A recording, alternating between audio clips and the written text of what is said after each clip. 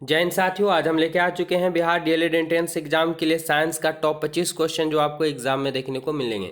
बिल्कुल ऐसे ही क्वेश्चन आते हैं और हम इसी के आधार पे आप लोग को क्लियर करवा रहे हैं ताकि आपको अच्छे ज़्यादा से ज़्यादा क्वेश्चन एग्जाम में टच कर जाए।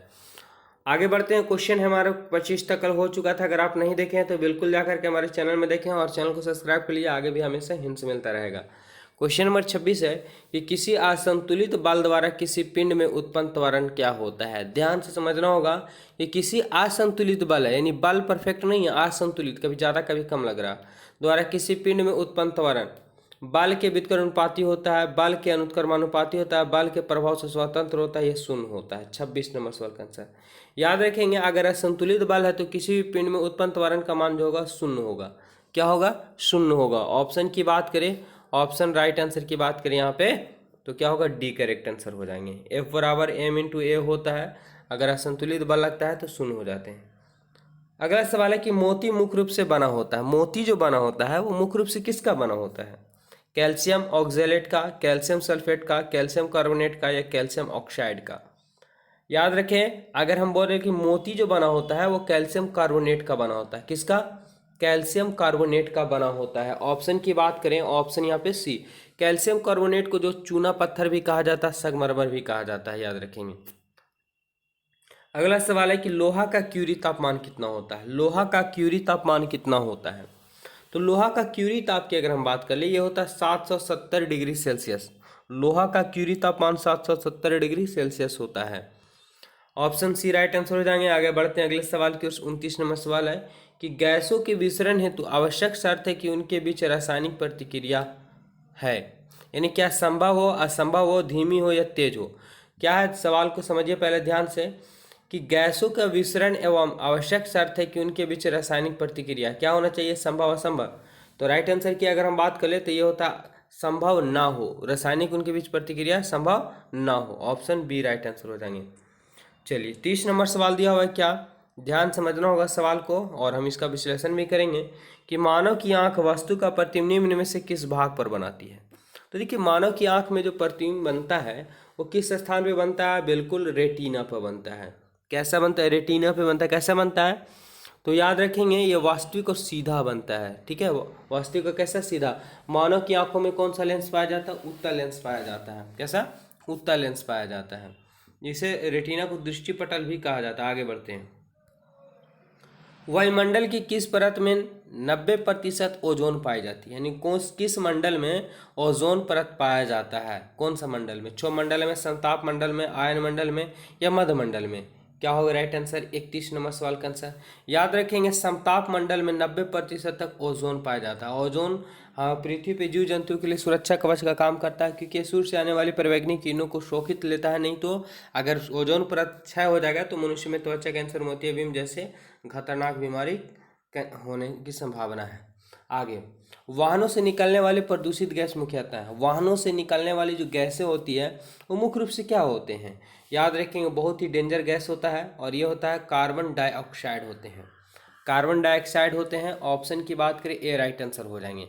ऐसे गैस में और भी कई कार्बन मोनोऑक्साइड भी पाया जाता है, मर्स गैस भी पाए जाते हैं, लेकिन मुख्य रूप से पूछा गया है तो मुख्य रूप से कार्बन डाइऑक्साइड ही होते हैं। आगे देखते हैं। अगला सवाल है कि रदरफोर्ड ने भौतिक के किस मूल कण की खोज की थी। रदरफोर्ड ने भौतिक की किस मूल कण की खोज की थी? बिल्कुल पढ़े होंगे आप लोग, 10th क्लास पढ़े हैं तो 10th क्लास में से भी क्वेश्चन दिए हुए। ये प्रोटॉन की खोज किए थे। रदरफोर्ड ने किसका खोज किया था? प्रोटॉन का खोज किया था। यहाँ पे आप लोग इसको याद रखेंगे, ईटा पर नाच। ठीक है, एक ट्रिक है जिससे आपको एक क्वेश्चन देखने को मिला था। इसे इलेक्ट्रॉन का खोज टा से टॉमसन, इलेक्ट्रॉन का खोज टॉमसन, पास से प्रोटॉन, और प्रोटॉन का खोज किसने? रदरफोर्ड ने। ना से न्यूट्रॉन और चार से चैडविक। ठीक है, तो न्यूट्रॉन खोज चैडविक। आगे 34 नंबर सवाल है कि आग्नेयाशय किसे स्रावित करता है। आग्नेयाशय के द्वारा क्या स्रावित होता है? ठीक है, तो आग्नेयाशय किसे स्रावित करता है? ये स्रावित करता है इंसुलिन को।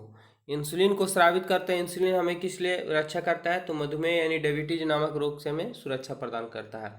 वायुमंडल में बादलों के तैरने का मुख्य कारण क्या है? वायुमंडल में बादल तैरते रहते हैं, इसका मुख्य कारण क्या है? सिंपल सा क्वेश्चन है।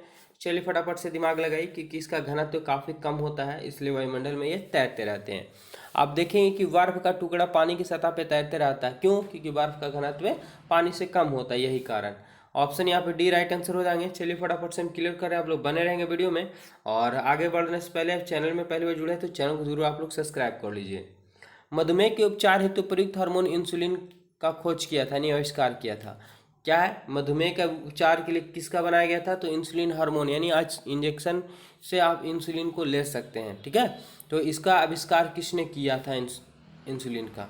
तो इंसुलिन की खोज करने वाले जो व्यक्ति थे ये थे वाइटिंग ने, है ना, एफजी वाइटिंग ने इंसुलिन का खोज किया था। ऑप्शन ए राइट आंसर हो जाएंगे। 37 नंबर सवाल, प्रकाश संश्लेषण की दर सबसे अधिक होती है। बैंगनी रंग में अधिक होती है, हरे रंग के प्रकाश में, नीले रंग प्रकाश में, लाल रंग के प्रकाश में। तो याद रखेंगे लाल रंग के प्रकाश में जो होती है वो सबसे ज़्यादा प्रकाश संश्लेषण की प्रक्रिया होती है। ऑप्शन की बात करें, ऑप्शन यहाँ पे डी राइट आंसर हो जाएंगे। चलिए आगे बढ़ते हैं, फटाफट से आगे देखेंगे। क्वेश्चन नंबर कि आधुनिक आवर्त सारणी में आवर्त की कुल संख्या, आधुनिक आवर्त सारणी में आवर्तों की कुल संख्या कितनी है? चलिए फटाफट से बताइए क्या होगा राइट आंसर। देखते हैं कितने इसका बता पाते हैं। तो आधुनिक आवर्त सारणी में आवर्तों की कुल संख्या की अगर हम बात कर ले, ठीक है, तो ये होती है 7 है। आवर्त की संख्या 7, वर्ग की संख्या कितने? 18 होते हैं। और वर्तमान में आधुनिक आवर्त सारणी मोसले के द्वारा दिया गया है। अगर पूछा जाए कि आवर्त सारणी की खोज किसने, तो मेंडली के द्वारा। ऐसे इसमें बहुत सारे खोज किए थे, तो डोब्रेनर हो गए, न्यूलैंड का अष्टक नियम हो गए।